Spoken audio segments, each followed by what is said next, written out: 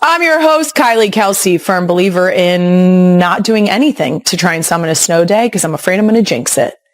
Yeah, that's right. I'm not wearing my PJs inside out, backwards, putting things under my pillow. It won't be me. Just got to let the universe do its thing.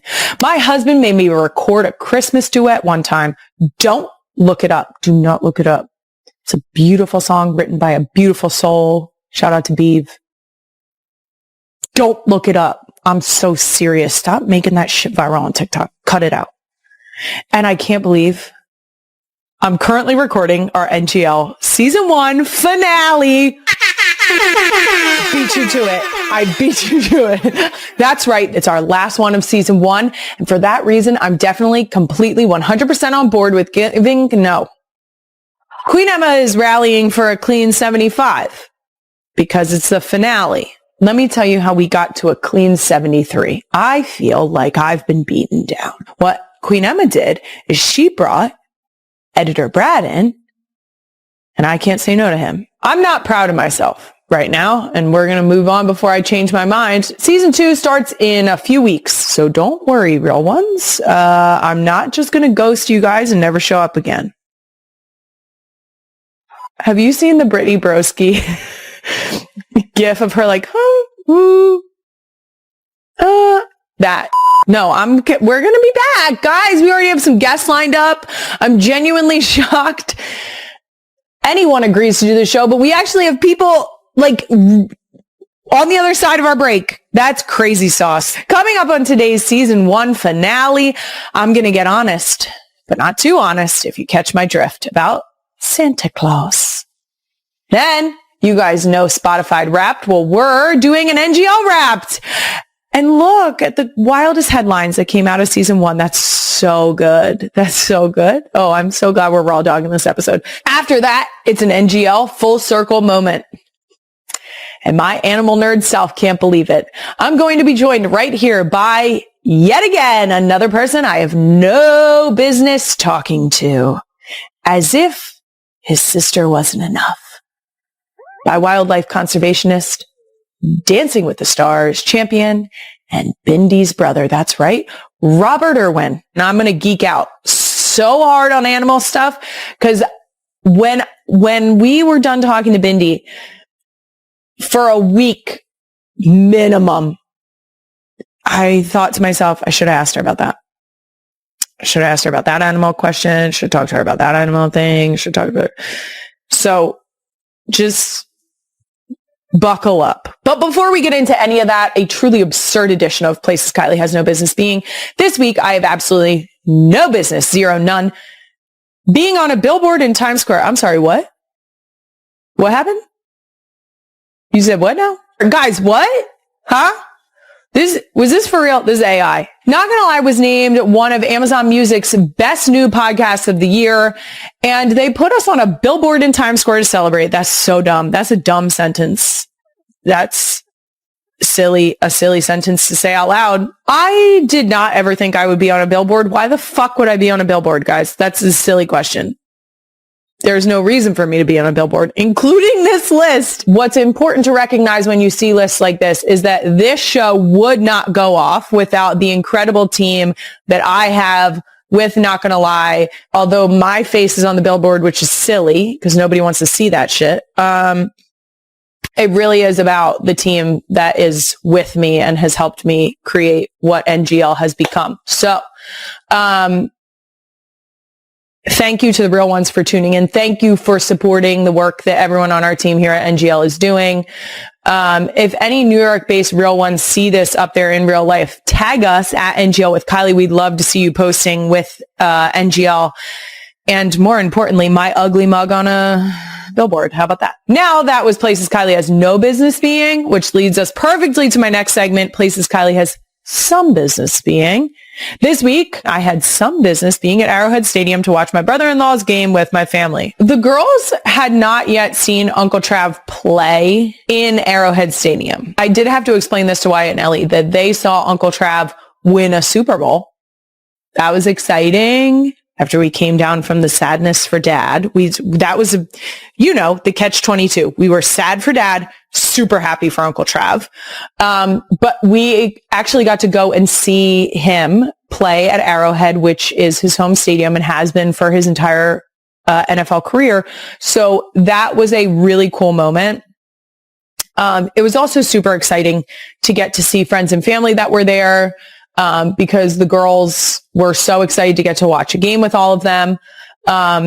They are not that interested in football, to be quite honest with you. They actually yell at us anytime we try and put football on the TV, and only get on board after a little while of realizing that they can freely yell. Finny slept for like an hour and a half there, so she's a real one.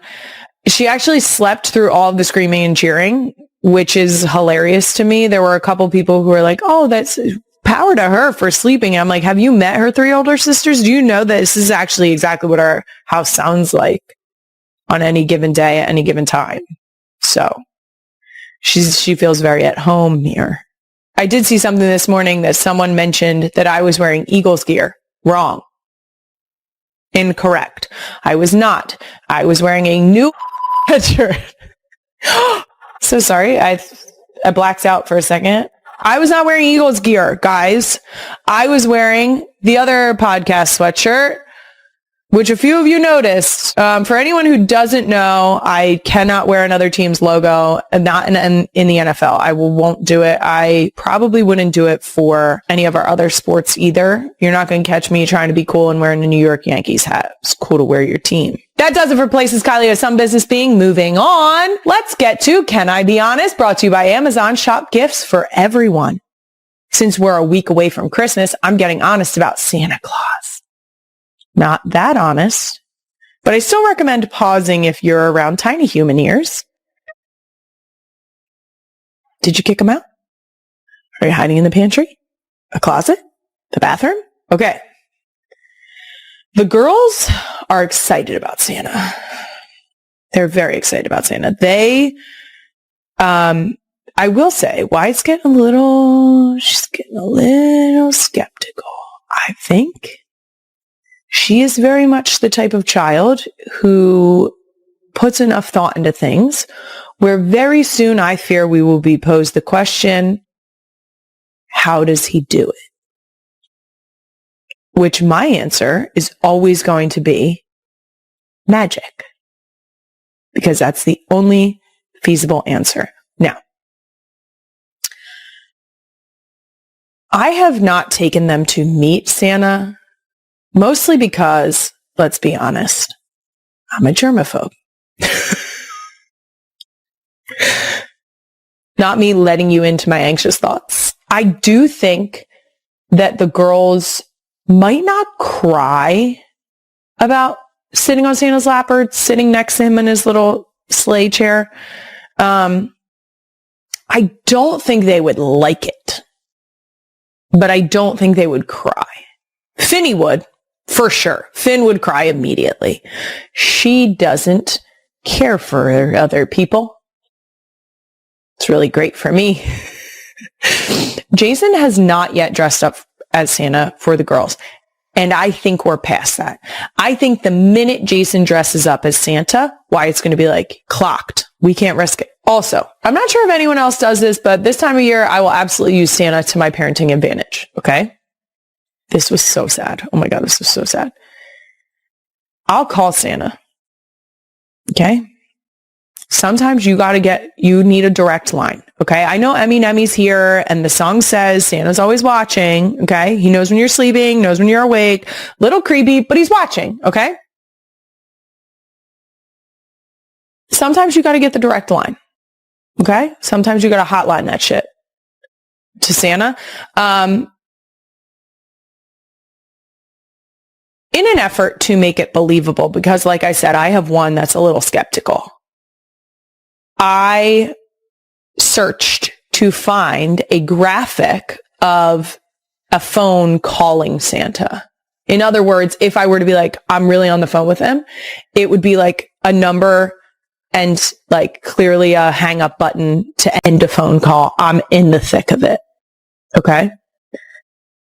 So I think we've successfully created a graphic that will allow you to tell the same lie, because I did not feel as though there was sufficient graphics available on a quick search of the internet. So we're going to hand it to you.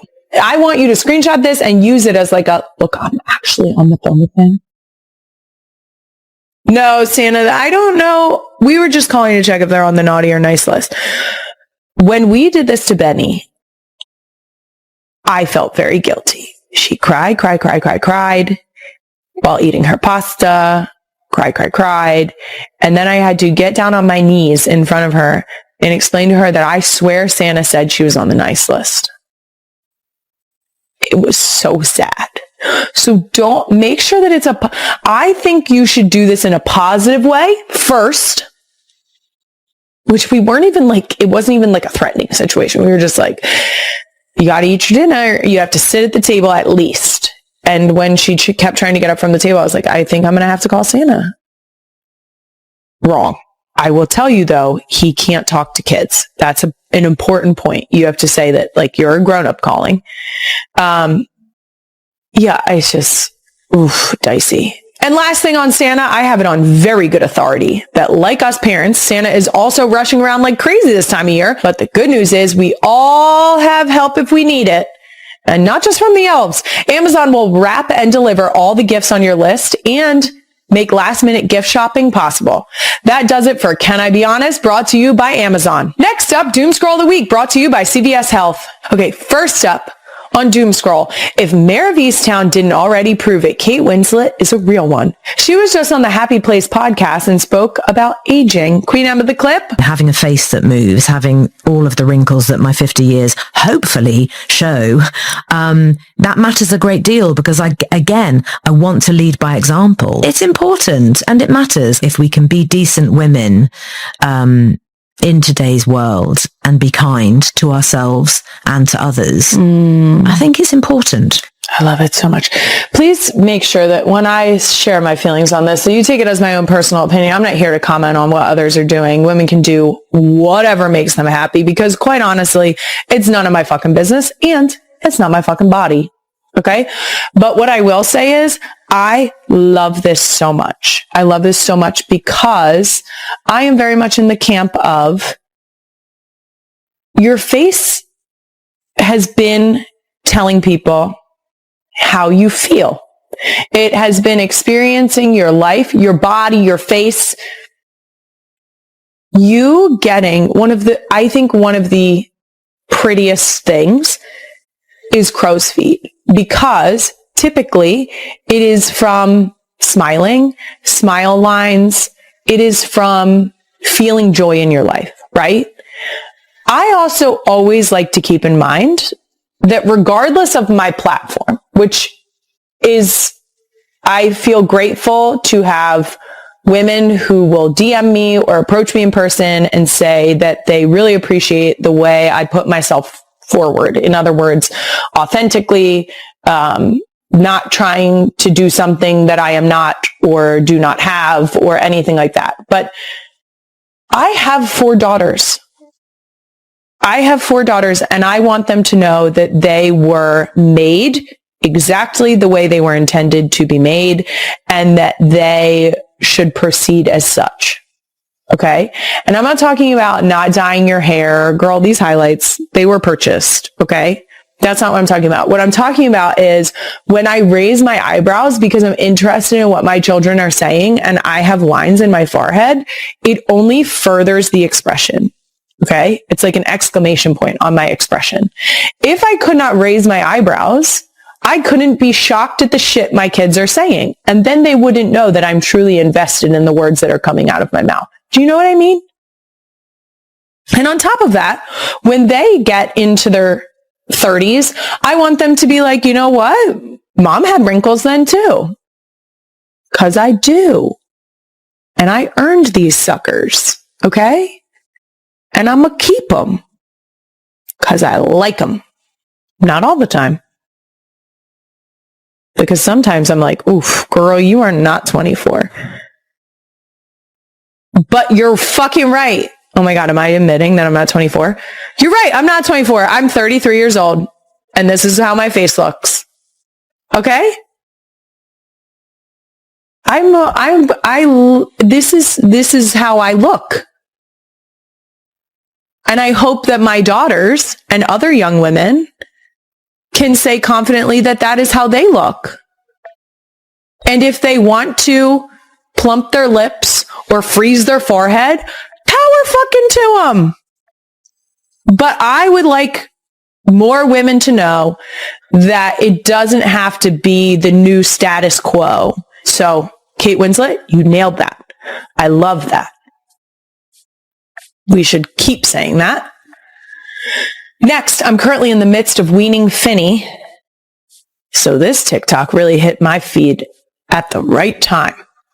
I swear to God, they know. It says cutting your breastfed baby off, and she runs to her daddy to tattle on you. Chocolate milk. Doesn't cut it. Daddy, booby is what she's saying, in case you were wondering. You may have chocolate milk. This is what I'm going to tell you. I sent this video to Queen Emma, and I said, comments. Okay? Because at first, I was sad, right? Sad. This baby's sad. But this is where it went a little sideways, and I, like always, booked it to the comments. Okay?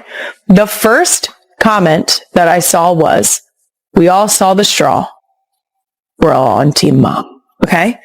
For my audio listeners, the straw is crimped like a fucking piranha went at it. Okay?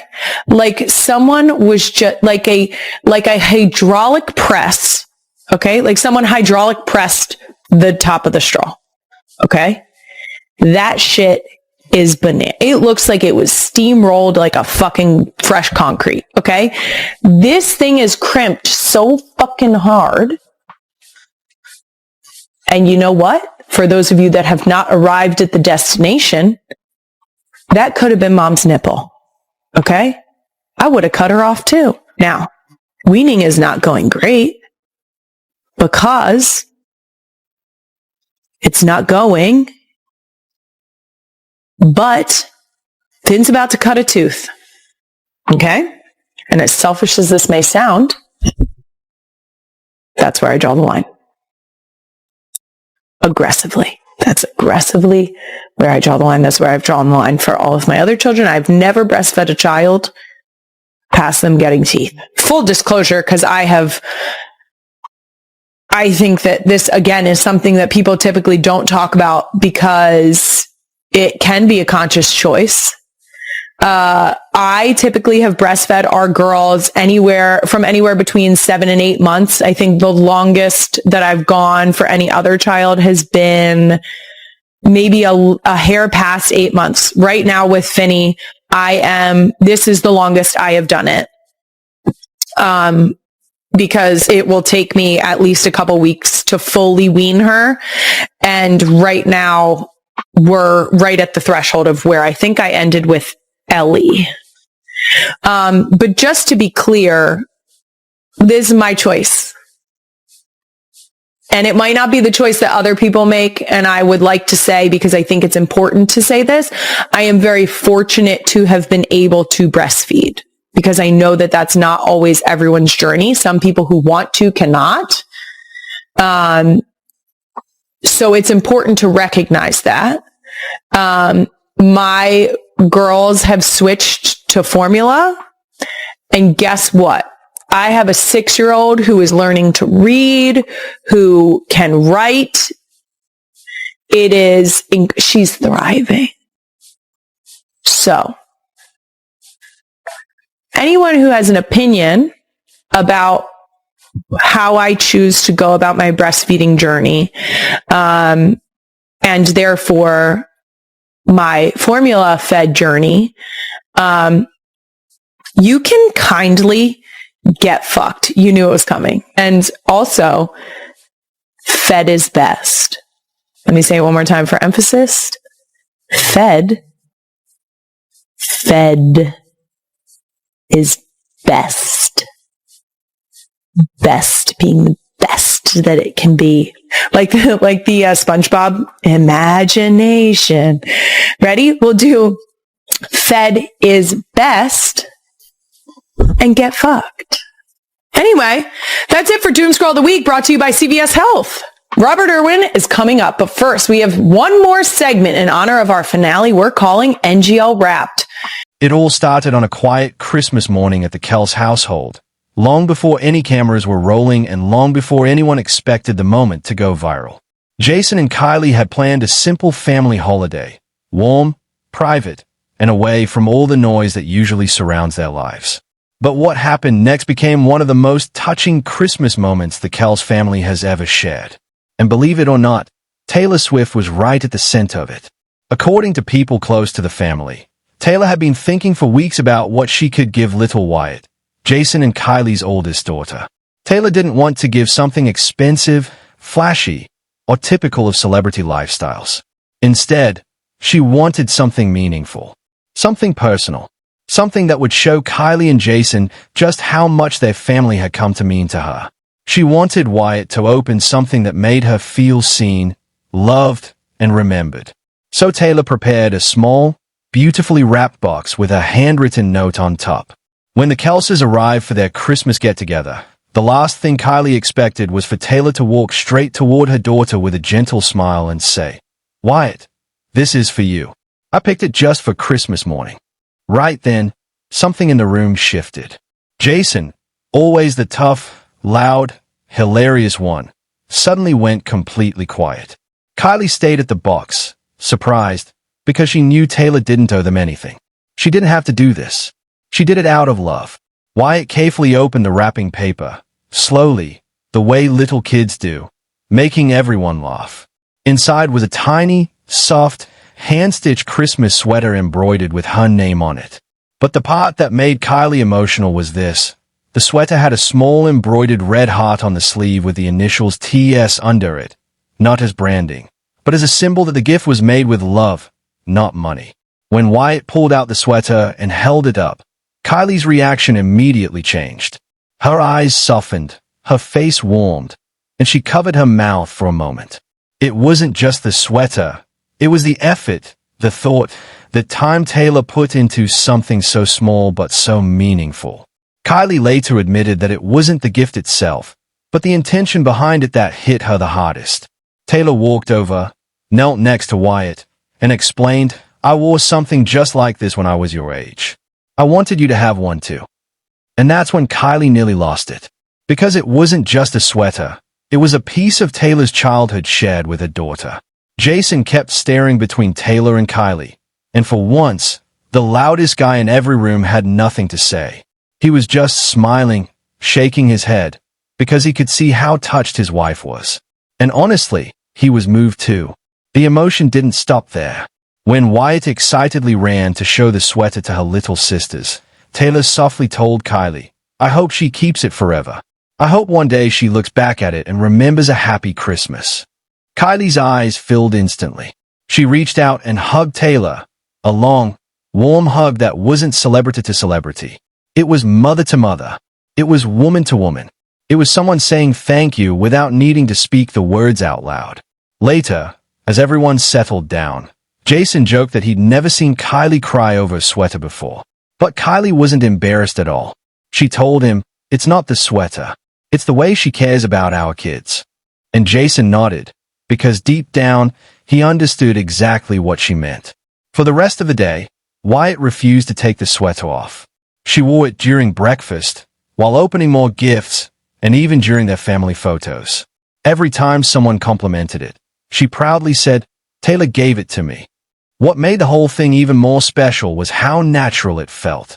It didn't feel staged or forced. It felt like Taylor was simply part of the family, an aunt figure to the Kelce kids, someone who genuinely loved spending time with them, not because of their fame, but because of their warmth. People close to the family say this moment was a turning point for Kylie. It's no secret that she's a very grounded, private person. She doesn't get swept up in hype. But after seeing how Taylor interacts with her daughters, how gentle she is, how intentional she is, Kylie's respect for Taylor reached a new level.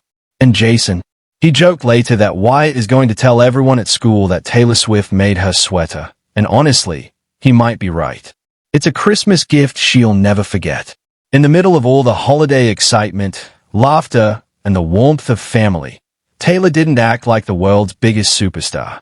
She acted like someone who truly cares. Someone who took time out of a chaotic life to make a little girl feel special.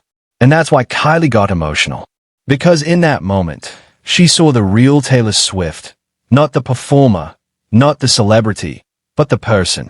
Someone who values connection, love, and small gestures that mean everything. The Kelces later shared that it might have been the simplest gift under the tree, but it was the one everyone remembered. And for Kylie, it was the moment she realized how lucky her family is to have Taylor in their lives. Not just as Travis's partner, but as someone who genuinely loves her children. By the end of the night, as the kids played and the adults settled into the warm glow of Christmas lights, one thing was clear. That tiny sweater became more than a gift. It became a memory, a beautiful, emotional reminder of a Christmas filled with kindness, family, and unexpected moments of love.